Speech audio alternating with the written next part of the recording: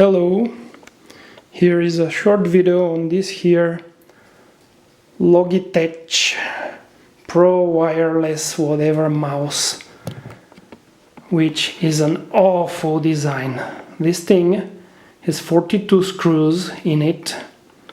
It has 1, 2, 3, 4, 5 PCBs, 1 flex cable here, 2 flex cables, 3, 4 cables, a battery, okay, it's a wireless mouse, and a bunch of other parts. This thing is a pure masturbation in design. A mechanical engineer and a designer came together and had a masturbation session. My 15 years old wireless mouse, which cost 15 euros together with the keyboard, has 2 screws in it, and I can open it and close it in 5 minutes and clean it. This thing, on the other hand, is awful.